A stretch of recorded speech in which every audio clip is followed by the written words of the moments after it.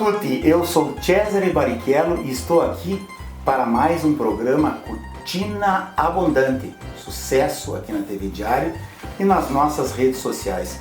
Hoje eu vou ensinar para vocês uma receita fantástica, manteiga saborizada, que vocês podem saborizar de várias formas. Eu vou ensinar para vocês o básico, depois vocês podem agregar as culturas familiares de vocês nessa manteiga para receber os amigos, para a família querida de vocês, para quem vocês quiserem receber. E hoje eu recebo aqui o meu convidado de honra, Ricardo Jobim, pré-candidato ao governo do estado pelo Partido Novo. Bem-vindo, Ricardo. Obrigado, Cesare. Uma honra. A honra é toda minha. Desejo muito sucesso para ti. E eu vou começar direto na nossa receita. Enquanto eu faço a receita, que eu vou explicar aqui para o pessoal, ela vai 200 gramas de manteiga, ela está aqui em ponto de pomada, 150 gramas de nozes picadas, uma colher de mel, uma colher de cúrcuma e umas 2 raladas de parmigiano. Eu vou colocar tudo aqui e depois eu vou colocar nesse papel manteiga e vai para a geladeira. E vocês podem usar depois como vocês quiserem. Enquanto eu faço aqui, meu amigo, eu te faço a primeira pergunta. Tu vens de uma família tradicional de advogados e políticos. Teu bisavô foi governador do estado, teu pai desembargador, teu tio Nelson ministro, presidente do STF, e tu é um advogado já renomado, e tu escolheste esse caminho agora e te oferece a ser pré-candidato a governador pelo Partido Novo. Conta um pouco para nós dessa trajetória bonita que tu tens com esse alicerce familiar. Cesare, é uma coisa muito complicada, né? Porque imagina, a gente é criado ouvindo histórias do tempo da Revolução Federalista, de uma família maragata que a gente tem, é tanta história bonita, e principalmente o convívio que eu tive com meu avô, Elvio, que me contava histórias vibrantes num tempo em que a gente tinha uma política honrada, onde as pessoas eram diferentes, havia uma elevação, valores morais, a honra tinha grande valor naquela época.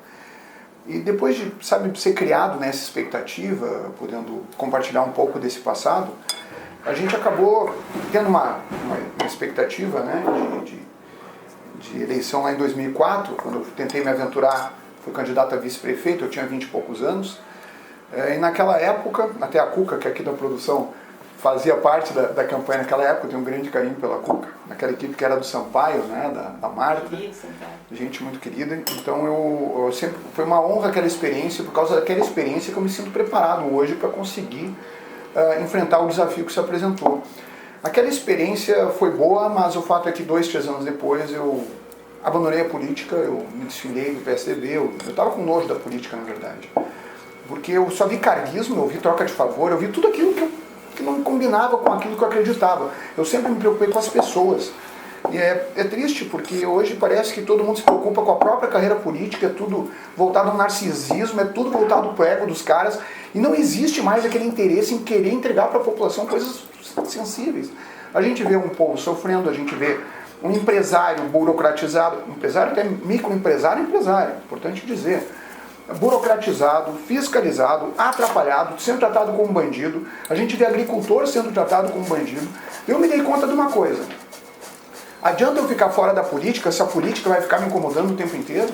Eu que sou pagador de impostos, eu que sou empresário. Eu me dei conta do seguinte, eu digo, não tem como fugir, porque se tu resolver eliminar esse lado da tua vida, tu vai acabar pagando o pato, eles vão acabar te dando inferno, e daqui a pouquinho tu já está trocando de estado. Que é o que aconteceu com 700 mil gaúchos que abandonaram o Rio Grande do Sul nos últimos 10 anos para morar em outros estados, principalmente Santa Catarina. Incrível, né? Então, por que aconteceu esse fenômeno? Porque a gente não consegue reter os nossos talentos. Nós optamos por mais burocracia, mais carga tributária. O estado começou a apanhar para os outros nesse ranking. O Rio Grande do Sul está em 24º de 26 estados no ranking de abertura econômica. Não é normal que a gente não tenha tanto resultado assim para conseguir ficar, enfim, reduzindo impostos. A gente acaba sem espaço até para fazer esse tipo de iniciativa.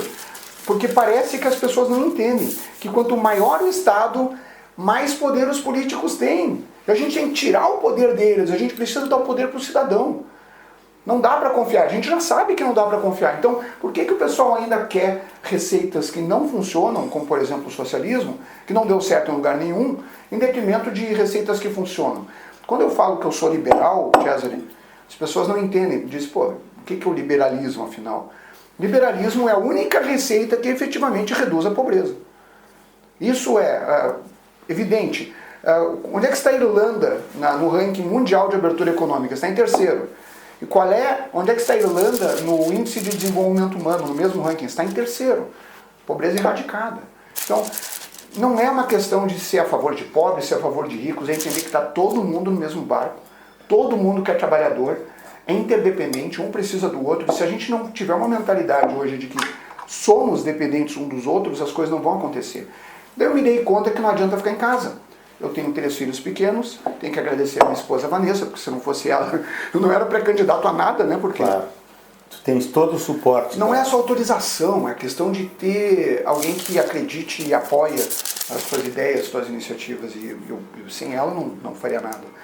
Então, sabe, quando eu penso nos meus 3 filhos, se eles vão ficar no estado do Rio Grande do Sul, ou se eles vão ter que sair para outros, eu me dou conta que o nosso povo gaúcho não é feito disso.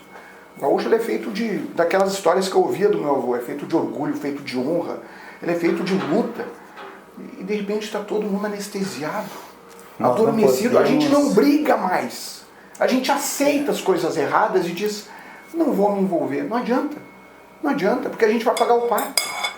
Sabe? O problema todo é que quem não gosta de política acaba sendo governado por quem gosta. E quem não gosta acaba sustentando quem gosta. Pior é isso.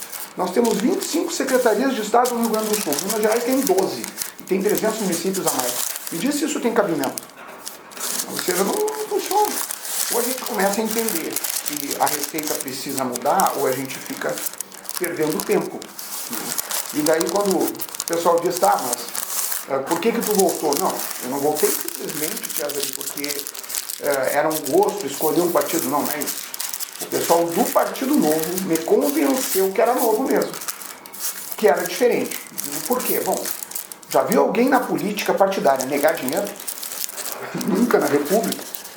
Então, se nós temos o único partido que nega esse dinheiro sujo do fundo eleitoral, do fundo partidário, para pagar campanha de político, porque acha que esse dinheiro tem que ser investido em saúde, educação e segurança, se nós efetivamente praticamos aquilo que a gente prega, então acredito que nós podemos dizer que somos novos.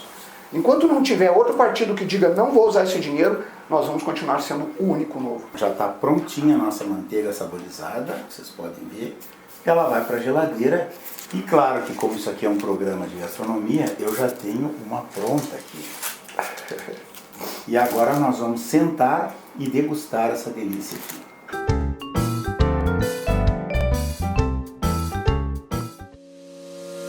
O Moinho Santa Maria, buscando atender a necessidade cada vez mais específicas, seja no uso doméstico, seja para os segmentos comerciais ou industriais de clientes das regiões sul e sudeste do Brasil. Consolidando o Moinho Santa Maria na preferência de regiões aonde atua, parceira de quem faz da farinha o seu dia a dia ou o seu trabalho. A minha experiência com o aplicativo da Rede Super foi que eu moro ali perto do Rosário, vi um outdoor que falava sobre baixar o aplicativo e comprar. Nunca tinha comprado online em supermercado, mas de delivery de comida. Eu sempre chego meio cansado do trabalho e, na verdade, eu sou meio preguiçoso também para fazer compras e tudo mais. Para quem quer essa comodidade, é muito prático. Eu super indico o aplicativo, acho que você deveria baixar e pelo menos ter uma experiência de ir no mercado de uma forma diferente, de uma forma virtual.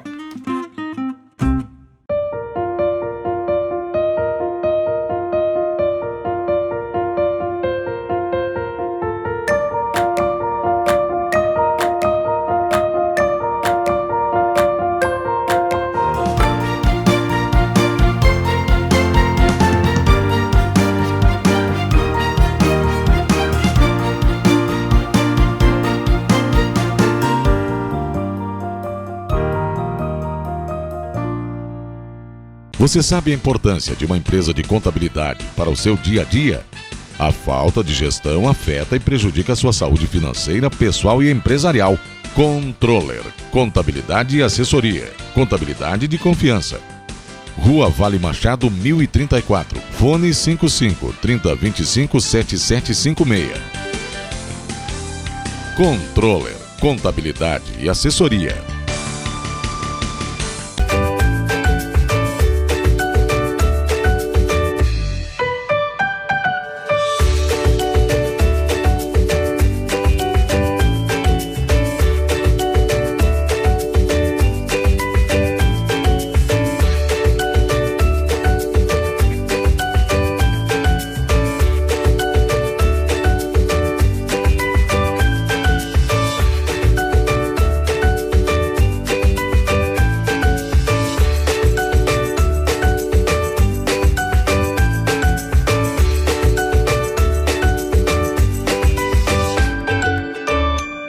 Para mim foi importante fazer essa aula para habilitados, porque eu tinha tirado a carteira e fiquei 5 anos sem dirigir, né? Daí eu adquiri meu primeiro carro, daí eu não tive dúvida e procurei a Claudete, a Gold, para fazer essas aulas. Ter trato psicológico, ela te dá atenção, ela é muito querida. Mas sair na rua, assim, no movimento, no vucu-vucu, era um trauma, assim, para mim, porque eu tive muita facilidade com ela de aprender. Então, para mim, assim, foi maravilhoso com ela, né?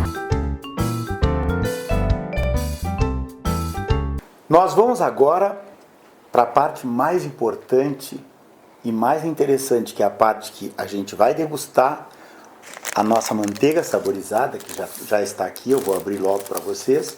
E eu continuo meu bate-papo aqui com meu amigo Ricardo Jobim, que eu faço mais um brinde. E te faço a pergunta, Ricardo. Se eleito, os teus projetos como governador, eu sei que tem muita lacuna a ser preenchida, muitos problemas, especialmente na parte de empresariado, de impostos, de incentivo, né? Fala para nós aí o que tu tem preparado, porque eu tenho certeza que o pessoal está ansioso para saber isso. Bom, conta, Cesare, tem tanta coisa para fazer. Sim. Que eu fico... Não, isso a gente sabe, mas por isso que eu pergunto, né? Bom, vamos lá. Nós temos apenas 300 atividades no Rio Grande do Sul que são dispensadas de taxas de alvarás e outras licenças. Minas Gerais são 701. Vamos começar a entender onde a gente atrapalha. Sim. Nós temos a carteira de motorista mais cara do Brasil e mesmo assim a gente tem que esperar meses na fila para fazer um simples exame de direção, como se fosse medicina nuclear de complicado. Fazer um exame de direção, são 112 mil pessoas na fila. As pessoas precisam da carteira de motorista para trabalhar. Tem gente que quer trabalhar de Uber, tem gente que precisa do carro para ir ao trabalho. E o Estado não consegue entregar nenhum básico. A verdade é essa. Vamos pegar na área da saúde. Temos filas do SUS que são constantemente furadas por pistolões políticos. E as pessoas acabam morrendo. Que eu vou pegar 2 guardanapos para nós aqui. Sabe? As pessoas acabam falecendo por causa disso. Eu fico muito preocupado com esse tipo de coisa, porque é curioso. O SUS, se ele é alguma coisa de positivo, pode ter certeza que não tem nada a ver com a classe política. Tem a ver com os médicos, com os enfermeiros, com quem carrega a cadeia SUS de uma maneira muito mal remunerada. Porque é muito curioso, muito obrigado. É muito curioso que um político venha dizer que o SUS é bom. Eu digo, cara, se é bom não é por tua causa, porque paga R$10 por consulta. Não é por causa de político nenhum a parte boa do SUS. E depois de criar dificuldade, eles ainda vendem a solução.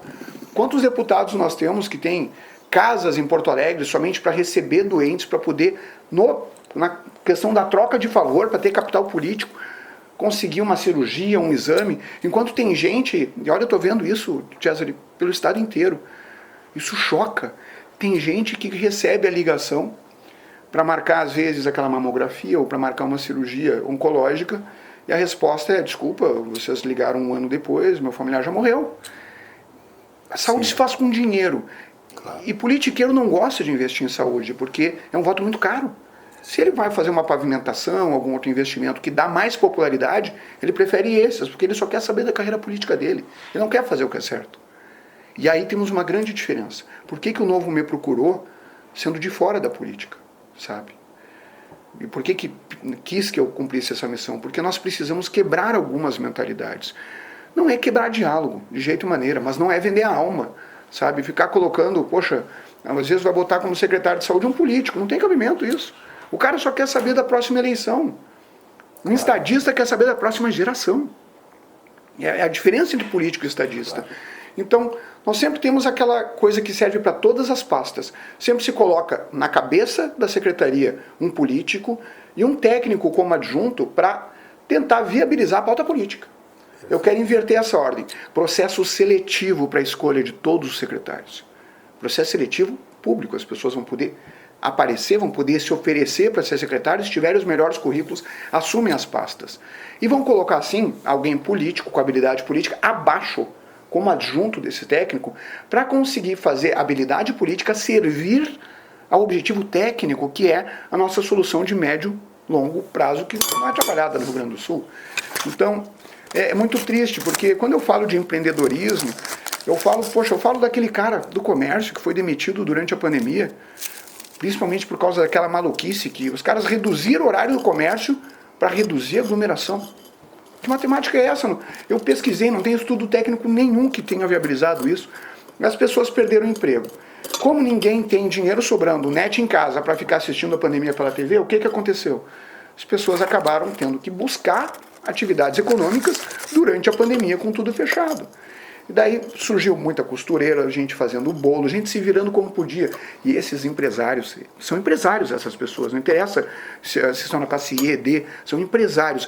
Eles sentiram a duras penas que o Estado não quer que as pessoas cresçam, o Estado não quer que as pessoas tenham oportunidade, o Estado quer a classe menos favorecida lá embaixo.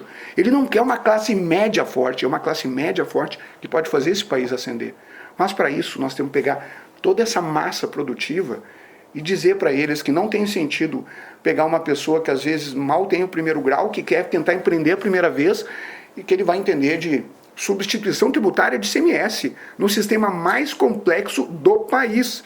Porque o Rio Grande do Sul está em 26º em solidez fiscal no mesmo índice do CLP. De 27 estados, amigo. De 27 estados. Então, ninguém sequer entende como é que é a tributação daqui. E se tu ousar tentar trabalhar de alguma outra maneira ou com alguma informalidade, o Estado vai estar lá para te fechar, para te burocratizar, para acabar com a tua atividade. Porque, infelizmente, empreendedor é visto como bandido. E o pequeno empreendedor é o que mais carrega isso. E, curiosamente, o pequeno empreendedor, que é o mais humilde, é quem mais paga impostos nesse país. Eu vou te dar o primeiro aqui para te provar. Boa! E vou te falar uma coisa, enquanto tu provas aí. Eu fui adolescente nos anos 70 e nós estudávamos história, geografia e tal. E aí aparecia qual é o maior produtor disso, maior produtor daquilo. Maravilhoso daqui, Thiago. Desculpa, né? Meu Deus do céu. Que bom, tu vai levar um pedaço para casa, Claro. tua esposa. Muito obrigado. E o Rio Grande do Sul, Ricardo, eu lembro que ele só não era maior produtor brasileiro de café e açúcar na época, e algodão, desculpe, café e algodão, porque o clima não dava, o resto era o Rio Grande do Sul. Então nós carregamos o Brasil muito tempo, eu acredito, nas costas, não é? Depois tivemos aquela imigração interna dos italianos e alemães daqui que foram para oeste catarinense, oeste paranaense, Mato Grosso, sul enfim. do Maranhão. Então o Bahia. gaúcho, eu digo, ele merece um tratamento esse como tu está querendo dar, porque nós somos um povo de muita garra, de muito trabalho, muito desenvolvimento, né? Nós trouxemos para o Brasil depois do milagre econômico, enfim, né? Sabe o que eu fico apavorado? Nós gaúchos, né, fizemos a Revolução Farroupilha e fomos um país por 10 anos por causa do quinto do charque. Estávamos cobrando 20% de impostos sobre o nosso charque e a gente fez uma revolução para virar um país. Amigo, a gente paga mais de 40% sobre material escolar hoje. Cadê a nossa capacidade de indignação? O que aconteceu com o nosso povo? Cadê o nosso orgulho? E aí que a gauchada tem que começar a ficar esperta e lembrar que a gente não é um povo que se dobra. Poxa vida, eu tenho venho de uma família Maragato, meu bisavô, que foi governador do estado, ele foi o último presidente Maragato. Ele foi para a Revolução de 23. Até eu ganhei do Armando Ribas, meu padrinho, eu ganhei o facão, né, que ele usou durante a Revolução. Foi um presente fantástico, que ele era um guardião e me deu. Eu até me emociono a lembrar desse tipo de história, porque para nós representa muito. O movimento Maragato, acho que foi o primeiro movimento liberal da história. Naquela época que Borges de Medeiros tinha feito uma ditadura de mais de 30 anos e tratava a Assembleia Legislativa como um conselho fiscal que se reunia uma vez a cada 6 meses, Nós defendíamos o básico, que era o conceito de república, de igualdade, liberdade e fraternidade. Hoje o que a gente tem? A gente tem uma opressão que vem da classe política. Vem das decisões tomadas com o nosso dinheiro somente quando eles pensam neles mesmos. Sabe? Porque o que interessa é ficar no poder, ou se eu vou para a reeleição, ou se eu vou querer concorrer a presidente, ou não sei o que, sabe? É tudo pro ego deles e as pessoas estão com dificuldades. Como é que tu explica, hein, Cesare, para uma mãe solteira que as escolas foram fechadas, ela tinha um único emprego e que o filho se alimentava na escola? Como é que tu explica para ela que ela não vai poder mais trabalhar porque vai ter que ficar em casa e vai ter que sobreviver com auxílio? Sabe? Eu não vejo pessoas preocupadas com isso. Isso é grave, isso dá para mexer. Só que para isso nós temos que entender que cada decisão política, cada canetaço, tem uma consequência violenta por detrás. Só na área da saúde nós temos enormes consequências. Mas na educação, por exemplo, a educação precisa de investimento, porque é ridículo nós sermos o último estado do país em número de matrículas de escola em tempo integral. É ridículo. O estado do Rio Grande do Sul sempre teve orgulho da sua referência cultural. E deixaram o estado desse jeito. Foi o estado com menos analfabetismo, eu lembro disso também. E o problema é que hoje a gente não consegue sequer formar mão de obra para preencher os empregos que nós geramos aqui. Sabe? Tá difícil. E o investimento em educação não acontece, por quê? Por um motivo muito simples. É política de longo prazo, os caras acham que o mundo acaba em 4 anos. Primeiro ano é para dizer que recebeu o quebrado do antecessor. Segundo ano é para dizer que está fazendo alguma reforma administrativa, que está inventando a roda. Terceiro ano, tá, é para gastar dinheiro para chegar no 4º ano com toda a popularidade, se reeleger ou deixar o Estado endividado para o próximo. Por isso que a gente deve 74 bilhões de reais para a União Federal num orçamento que é de 52 bi. Assim não dá, né? Não tem como sobreviver a isso. E daí eu falo também que todos esses partidos que já governaram o Estado, várias vezes já tiveram todas as oportunidades para mostrar seus projetos. Chegou a vez o Rio Grande do Sul ter, quem sabe, o primeiro governo liberal da história. Quando eu falo que o nosso modelo funciona, eu digo que o Zema em Minas é recordista em popularidade. E o Adriano, em Joinville, também é recordista de popularidade no Brasil inteiro. Não é popularidade, são indicadores de gestão no ranking de competitividade, nos rankings de abertura econômica, que trazem um desenvolvimento. O povo brasileiro, o povo gaúcho, é um povo trabalhador. Ele só precisa de oportunidade e que parem de atrapalhar a vida dele. Daí as coisas vão começar a andar nesse estado. Esse quadro que estás vendo aqui atrás é o Conde de Porto Alegre, Manuel Marques de Souza, fundador do Partido Liberal no Rio Grande do Sul. Veja que coisa interessante. Se alistou aos 13 anos, lutou até os 70, morreu na corte e veio embalsamado para o Rio Grande do Sul. Está enterrado no cemitério lá de Porto Alegre, né? Fundador do Partido Liberal. Ele já sabia que todos somos iguais e que todos somos livres. E precisamos trazer mais poder para o cidadão e menos poder para os políticos. Todo mundo gosta, eu gosto das coisas públicas. Não, tu gosta das coisas na mão dos políticos. Daí vão para os bancos públicos. E esse viés de celebridade que foi criado, né? Não sei se foi lá na época do Getúlio, talvez, de endeusar um político e colocar ele num patamar de que ele jamais vai ser atingido e que ele está ali porque... Sei eu, parece um deus mesmo. Né? Aplaudiu o caixa eletrônico. Sabe o que acontece? O dinheiro é nosso. A gente dá o dinheiro para o poder público, para o político nos devolve, a gente fica aplaudindo. É a mesma coisa que aplaudir o caixa eletrônico. Esse dinheiro já era teu, é uma obrigação. Sabe? E esse endeusamento que tem uma inspiração religiosa. Claro. Na Umbanda nós temos várias divindades, na Igreja Católica nós temos várias divindades. Então nós temos uma tendência a mitificar, endeusar pessoas que são meros seres humanos. Sim. E que não deveriam ser tratados com essa idolatria. Isso não combina com uma sociedade evoluída.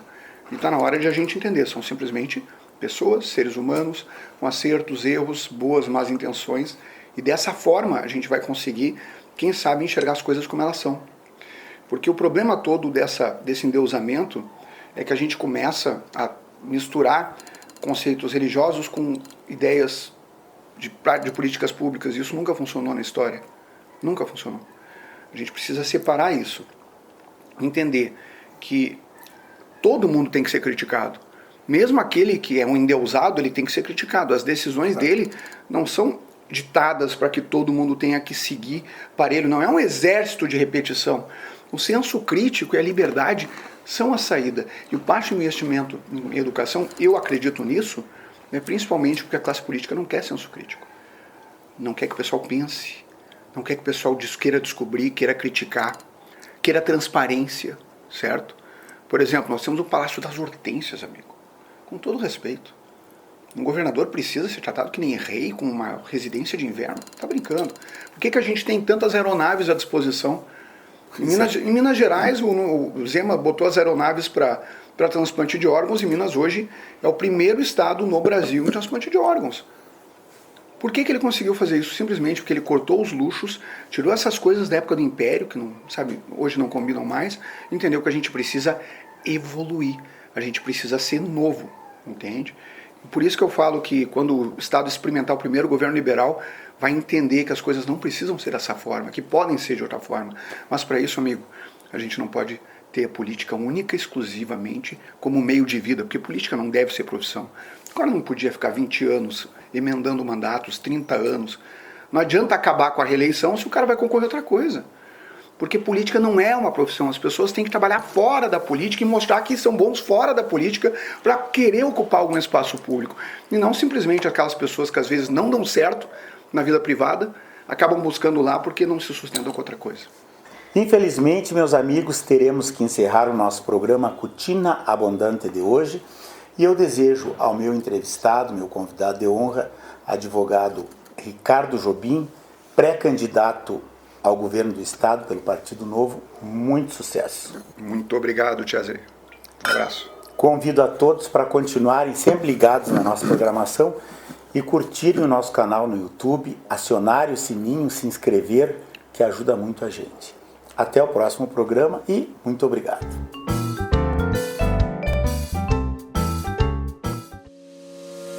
O Moinho Santa Maria, buscando atender a necessidade cada vez mais específicas, seja no uso doméstico, seja para os segmentos comerciais ou industriais de clientes das regiões sul e sudeste do Brasil. Consolidando o Moinho Santa Maria na preferência de regiões aonde atua, parceira de quem faz da farinha o seu dia a dia ou o seu trabalho. A minha experiência com o aplicativo da Rede Super foi que eu moro ali perto do Rosário, vi um outdoor que falava sobre baixar o aplicativo e comprar. Nunca tinha comprado online em supermercado, mas de delivery de comida. Eu sempre chego meio cansado do trabalho e, na verdade, eu sou meio preguiçoso também para fazer compras e tudo mais. Para quem quer essa comodidade, é muito prático. Eu super indico o aplicativo, acho que você deveria baixar e pelo menos ter uma experiência de ir no mercado de uma forma diferente, de uma forma virtual.